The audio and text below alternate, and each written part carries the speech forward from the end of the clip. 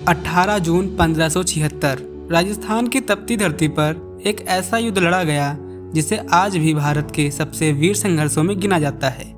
यह सिर्फ दो राजाओं की लड़ाई नहीं थी, यह सम्मान, स्वतंत्रता और स्वाभिमान की लड़ाई थी।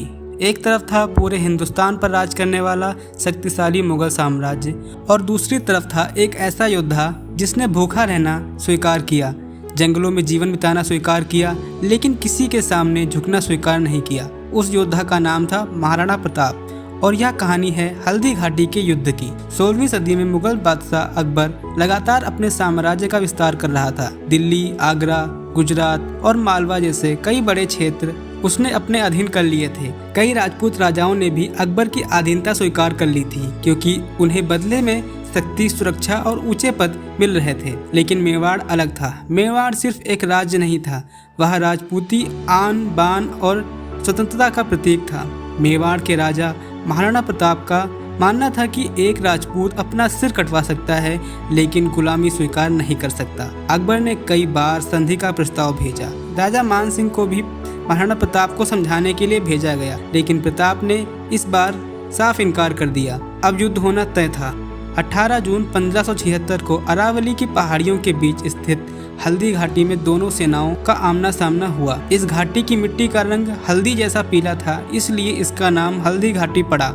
एक तरफ मुगल सेना थी जिसमें हजारों सैनिक, घुड़सवार, हाथी और युद्ध का विशाल अनुभव था। सेना का नेतृत्व राजा मान सिंह कर रहे थे। दूसरी तरफ महाराणा प्रताप थे जिनके पास सैनिक कम थे लेकिन साहस और जोश की कोई कमी नहीं थी। प्रताप अपने प्रिय घोड़े चेतक पर सवार थे। जैसे ही युद्ध शुरू हुआ, पूरी घाटी तलवारों की आवाज और घोड़ों की टापों से गूंज उठी। राजपूत योद्धा पूरी ताकत के साथ मुगल सेना पर टूट पड़े। युद्ध इतना भयंकर था कि कुछ ही समय में हल्दी घाटी की धरती खून से लाल हो गई।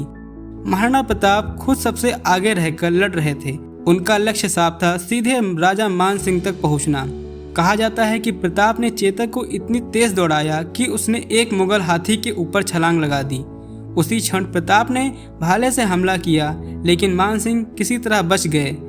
यह दृश्य इतना अद्भुत था कि आज भी इतिहास में चेतक की वीरता का उल्लेख किया जाता है। लेकिन मुगल सेना संख्या में बहुत बड़ी थी। धीरे धीरे महाराणा प्रताप चारों तरफ से घिरने लगे। युद्ध के दौरान प्रताप घायल भी हो चुके थे। तभी उनके सेनापति झालामान आगे आए। उन्होंने महाराणा प्रताप का शाही मुकुट और ध्वज अपने ऊपर ले लिया ताकि दुश्मन उन्हें ही प्रताप समझे। मुगल सैनिक झालामान पर टूट पड़े। उन्होंने आखिरी सांस तक युद्ध किया और वीर गति को प्राप्त हुए, लेकिन उनकी इस कुर्बानी ने महाराणा प्रताप को वहां से निकलने का मौका दे दिया। महाराणा प्रताप घायल अवस्था में चेतक पर सवार होकर युद्ध भूमि से दूर जा रहे थे। चेतक खुद भी गंभीर रूप से घायल था, लेकिन वह लगातार दौड़ता रहा। पीछे दुश्मन सैनिक उनका पीछा करते रहे। तभी सामने एक चौड़ा नाला आया। चेतक ने अपनी आखिरी ताकत जुटाई और एक लंबी छलांग लगाकर महाराणा प्रताप को सुरक्षित दूसरी तरफ पहुंचा दिया। लेकिन उसके बाद चेतक जमीन पर गिर पड़ा।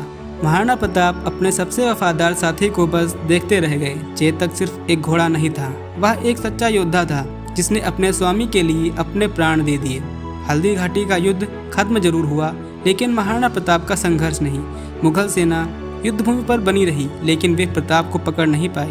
महाराणा प्रताप ने जंगलों में रहकर संघर्ष जारी रखा। उन्होंने कठिन जीवन जिया, घास की रोटियां खाई, लेकिन कभी भी अकबर की अधीनता स्वीकार नहीं की। बाद में उन्होंने मेवाड़ के कई हिस्सों को फिर से जीत लिया। आज भी महाराणा प्रताप सिर्फ एक ऐतिहासिक राजा नहीं, बल्कि साहस, आत्मसम्मान और स्वतंत्रता के प्रतीक हैं। उनकी कहानी हमें याद दिलाती है कि सच्चा योद्धा वही होता है जो हर कठिनाई के बाद भी झुकता नहीं है।